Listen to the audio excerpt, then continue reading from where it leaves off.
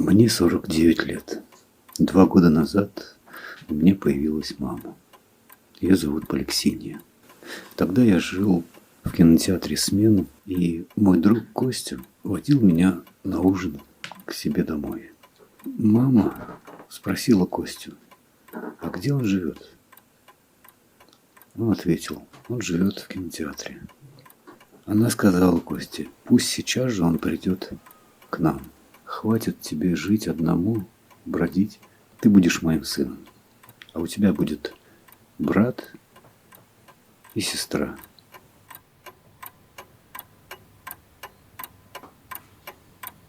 Мой друг и оператор-постановщик моих фильмов Людмила Ячини прилетела в Уфу со своим сыном Марком.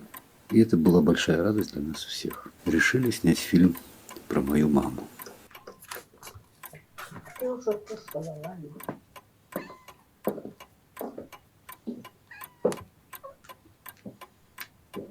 Когда я начинал эту картину, я даже не понимал, что конкретно я буду снимать. Я просто снимал жизнь, как она текла своим чередом.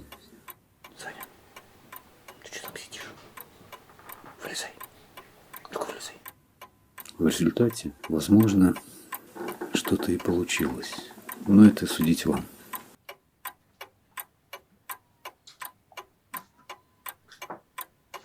Я кофе варю. Так красиво спят.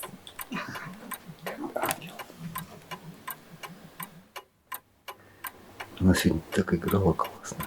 И туда прыгала, и оттуда спрыгивала в кадре, когда надо. И охотилась вся. Вот опять.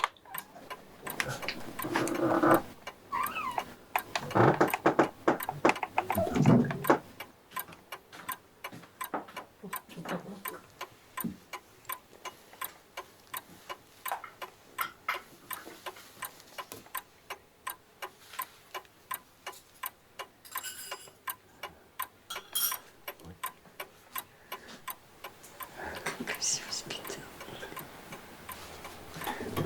Как компьютер.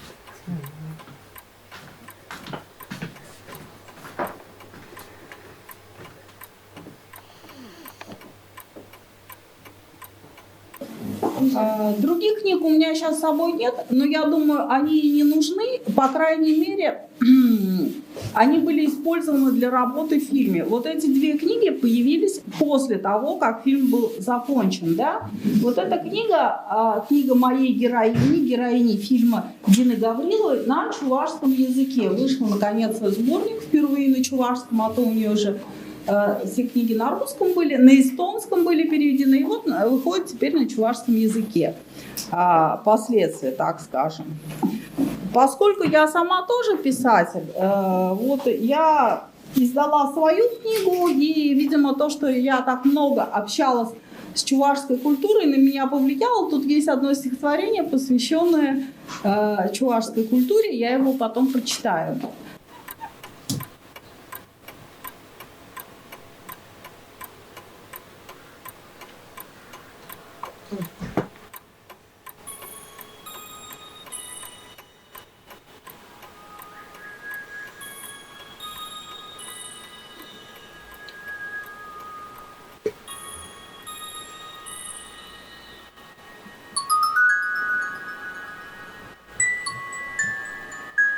В семье все смотрят теперь разные фильмы. Раньше на всех был один телевизор, теперь у каждого свой телефон, компьютер. Ничего не пересекается в информационном потоке. И только очень сильное событие, которое лежит глубоко внутри, глубоко в сердце, это то, что мы несем от своих предков, даже сами того не зная, мы это несем в себе, оно способно нас объединить и сплотить. И вот ваша школа делает это великое дело. Потому что сейчас же не то время, где не 90-е. Похоже, но не то. А вообще еще самооценка, уверенность в себе. Нам давали вот эти кодексы. Это кодексы, это правила поведения человека, это по Христу даже у нас.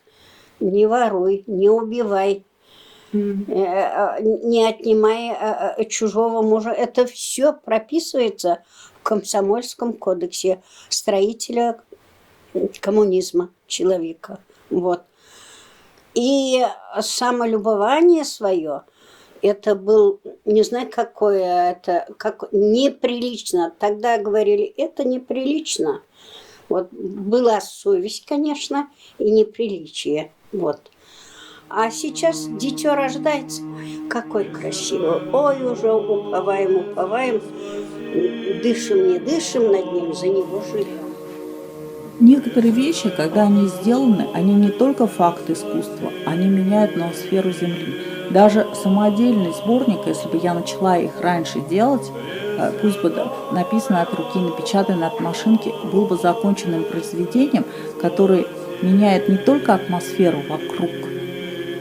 Если бы даже его никто не прочел и не увидел, он бы изменил меня.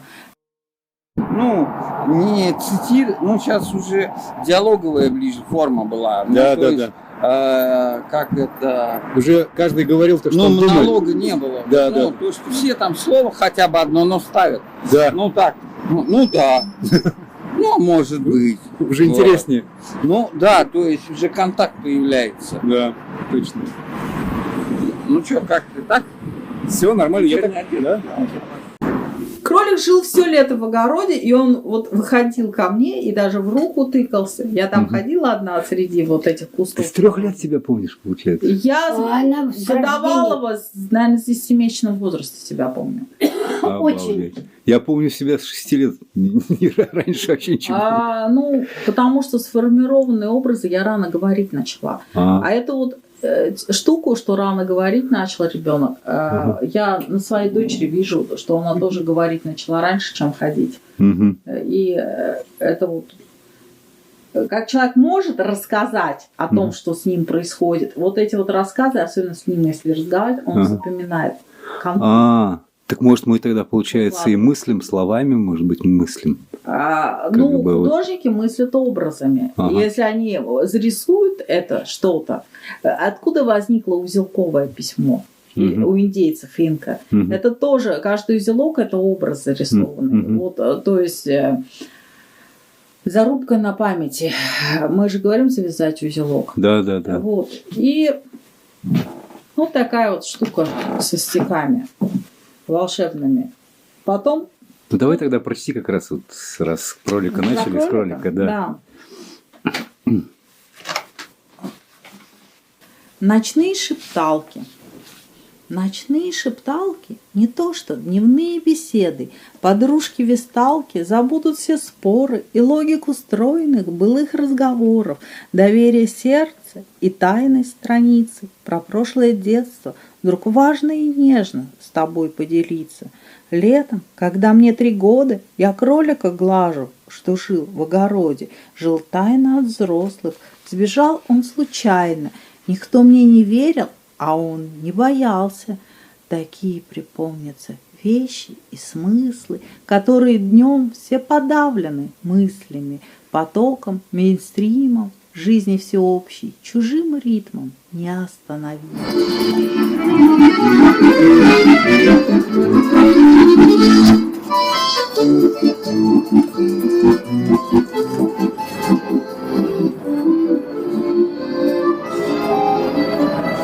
Полный корабль Подожди, ты называется. все сказал, мы выращиваем души? Души? Чё? Ну каждый. Чё? А чё? На том свете тела нету, и глаз нету, и ушей нету.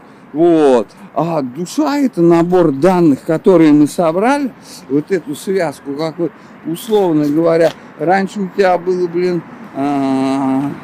диск, потом теперь USB, а есть интернет. Ты туда отсылаешь, и все, оно у тебя есть. Ты к этому имеешь доступ. Здесь также ты собираешь данные, вот хранишь на своем жестком диске в голове. Но, в тот момент в какой-то, то есть, делают, копию, снимают. И все это где-то там остается. Ни рук, ни глаз нету. Смотри, мы подошли именно к тому светофору, где произошло вот это, да? Да, вот, да. То есть у тебя здесь била машина? Да, пошли перейдем. Покажи это место. Да я не знаю, походу с той или с этой стороны, я не знаю. Ну ты куда улетел-то? Да я не знаю, мне ты не- фотографии не показывают. Ну я просил у тетки извиниться. Она говорит, нет, говорит. Ну.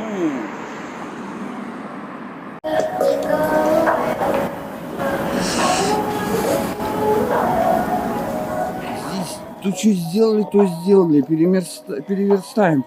Мне сейчас нужно просто поднатореть в монтаже исключительно на клавиатуре. И это специфически. Ну и сейчас еще боком фьюжн, блин, ворвался. Но он давно уже долбился. А сейчас очень резкие у меня заходы. То есть...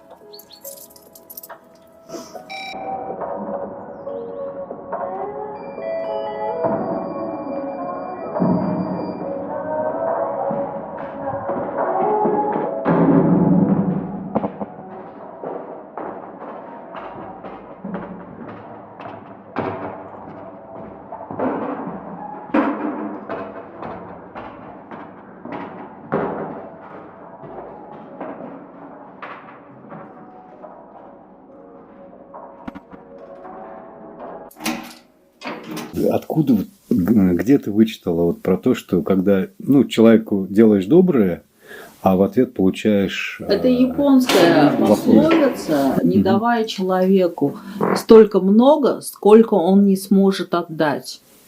Потому что в мелкой душе добро взять негде, а тогда отдается злом. То есть мелкие люди, если ты им сделал много добра, они отдают злом, потому что неоткуда взять из мелкой души. Угу. Добро, оно на большой глубине залегает, очень глубокий должен быть человек. Угу. Вот. И у немцев, у Эмиля Верхарна есть фраза знаменитая: «Любовь – это ненависть костных и злых». Наоборот, ненависть – это любовь костных и жадных сердец. То есть, вот если человек не может добыть из глубины любовь, он очень легко с поверхности добывает ненависть к любому благодетелю. Понять человека, который больше их душой, они не в состоянии. Угу. Это как бы так вот. Понял, спасибо. Ну, вот так век живешь и век учишься. Вот сестра. Да. Добрый день, мамуля. Сегодня я все-таки понял, что это, наверное, самый добрый день. Ведь если отнять 52 точно таких же года, можно понять, что именно тогда все и началось. День был обычный, может солнечный, а может дождливый, хотя какое это имеет значение. Именно в этот день от солнца отделился маленький лучик, который осветил все вокруг. Он летел вперед, отражаясь, преломляясь, теряя энергию, но все равно он оставался теплым, неся в себе кусочек солнца. Он согревал меня в детстве, заливая все до горизонта. И куда бы я ни направлял свою голову, он всегда был там, озаряя мир своим сиянием. Мир в это время был поразительно красив, а где-то за горизонтом сияло в его лучах мое будущее. И я, купаясь в этих лучах, постоянно менял направление, ведь это был мой мир. И так не выбрав направление, поэтому я, наверное, все еще там. Наверное, ты подозреваешь меня в инфантилизме. Но дело в том, что я не хочу становиться взрослым. Просто я, наверное, не хочу становиться мужиком. Мне становится страшно, глядя на них. Я думаю, ты понимаешь, о чем я говорю. Мама, прости меня за то, что я сбежал. Ведь там я просто сошел бы с ума. Но даже вдали от тебя, твой свет сопровождает меня всегда, оставаясь мягким и ненавязчивым, окрашивая все вокруг в мягкие тона, когда серость начинает свою очередную атаку. Он всегда со мной, надежно спрятанный в моем сознании. Я никогда не видел, чтобы он потерял свой великолепный золотистый оттенок, которым наливаются яблоки теплым августовским днем. Он не похож ни на что, даже на мой яркий и холодный свет золотой осени, который только жалкое подобие твоего. Так сияй же дальше, ради того, чтобы я знал, что где-то есть место, где тепло и светло, где пахнет свежевыпеченными яблоками. Твой сын Костя. Лежал ангел, проснулся зеленый. Да. Овал. Песик.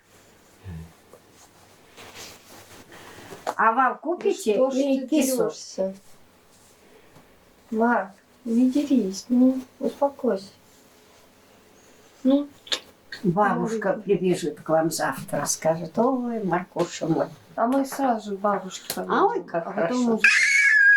Ну, с бабушкой с медом чай попьете.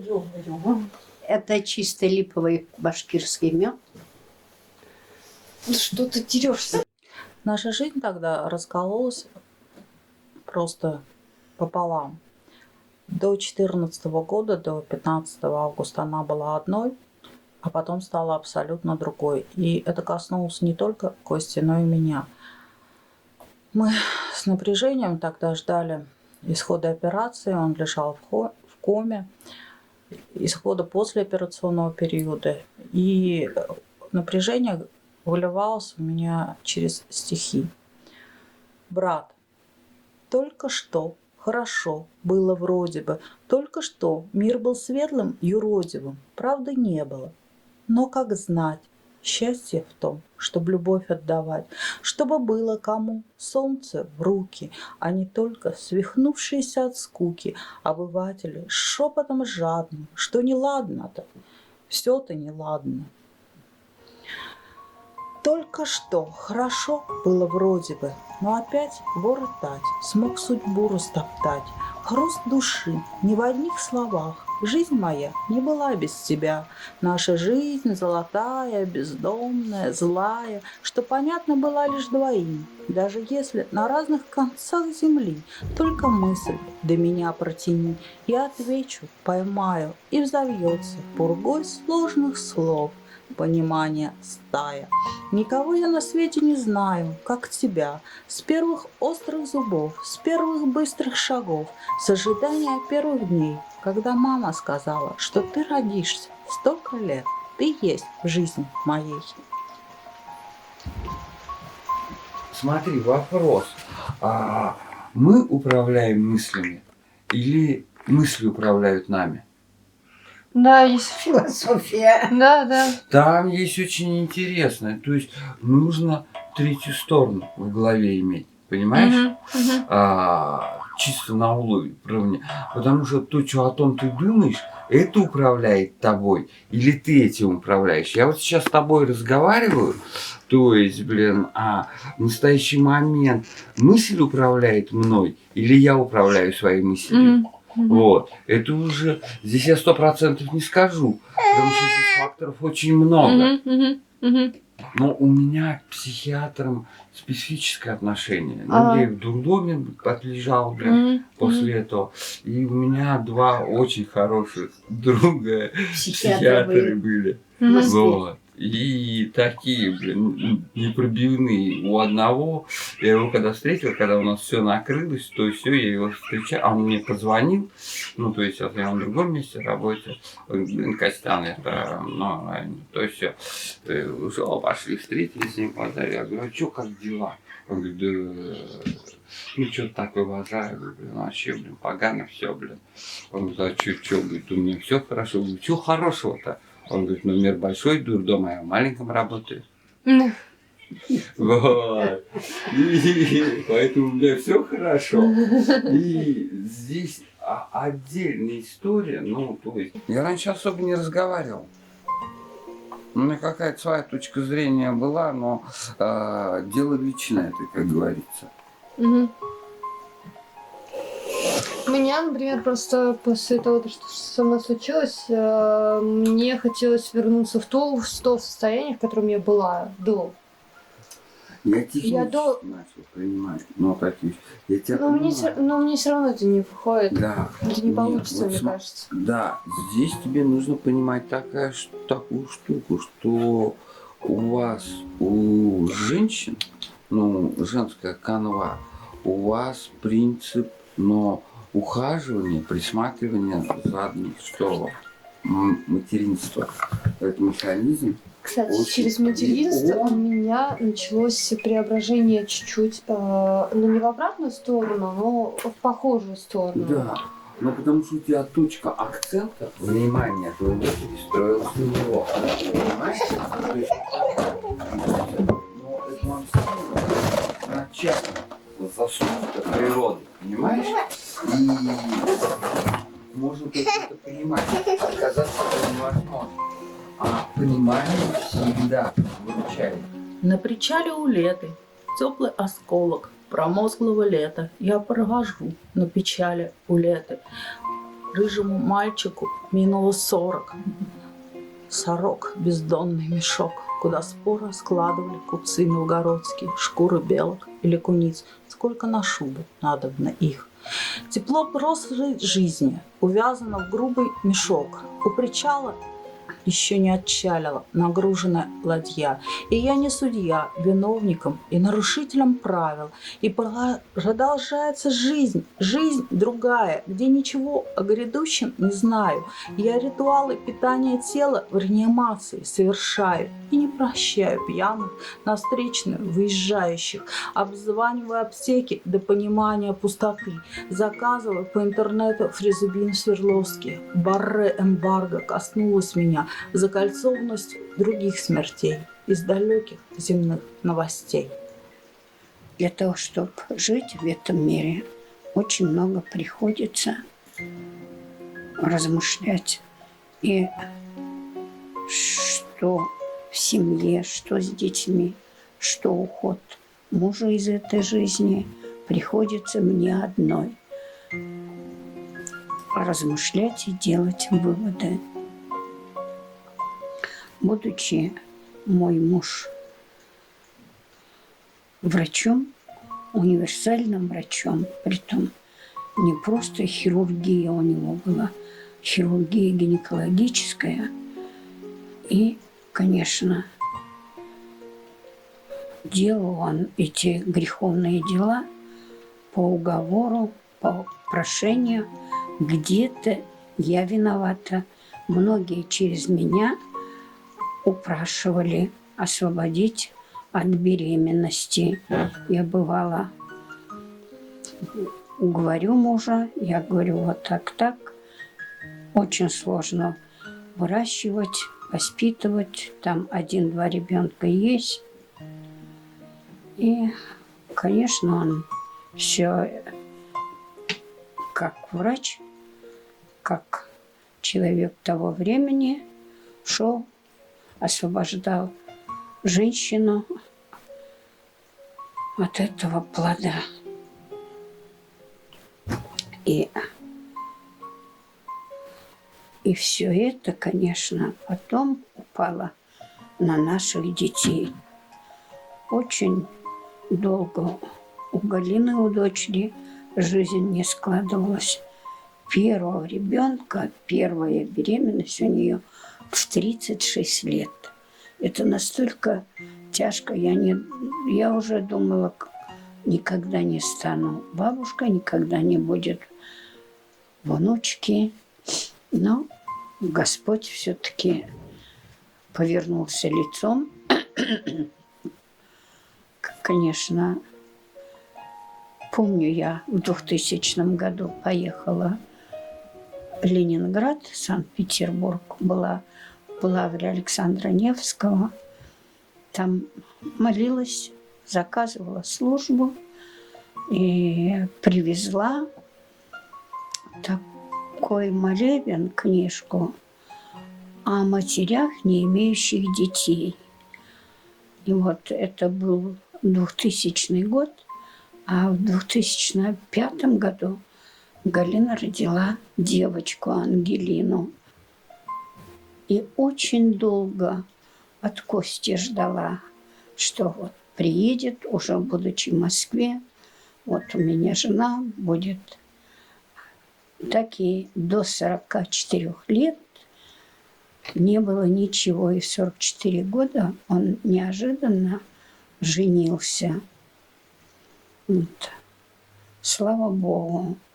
И все это, конечно, именно благодаря Богородице и Господу. Хранится в доме. Так, еще, наверное, какой-нибудь шедевр. Вот. Тоже более... Это да. Это в 1 классе, я помню, нам сдавали домашнее задание рисовать. Мгм. Это портрет мамы. Я так и подумал. Точно, мама.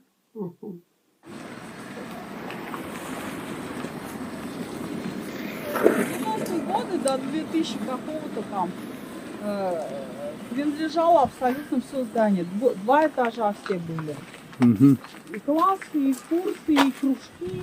Жизнь – это, конечно же, непредсказуемая и очень удивительная штука. Когда Костя очнулся после 16 суток комы, врачи говорили, что он никогда не заговорит. Они говорили, что он ничего не сможет вспомнить, и что он даже двигаться будет с трудом. Мама практически вымолила его с того света. Буквально на второй день Костя стоял возле окна, а напротив магазин, и вывеска на магазине была слегка перекрыта грузовиком. И там была видна только часть слова «молоко». И Костя прочитал по слогам это первое свое слово уже вот в этом втором своем рождении. Как Костя шутит, он говорит мне, сейчас уже 5 лет с тех пор прошло, он говорит, мне 5 лет. Да, действительно, ему пришлось начинать сначала, учиться говорить, вспомнить всех. Он встречал людей, он их не узнавал, точнее, потом, разговаривая с мамой, уже вспоминал. В течение всех этих 5 лет она помогла ему восстановиться. В первую очередь своими молитвами. Понимаете, ребенка надо уметь слушать. Надо выслушать его до конца, чтобы он высказал все, что он думает. И тогда он будет говорить. И тогда он все вспомнит. Костя с Галиной. Да. Это не школьники еще? Нет, Галя студентка, Костя в 9 или в 10 классе учился. Ага. Какие красавцы. Мгм. Как все быстро проходит.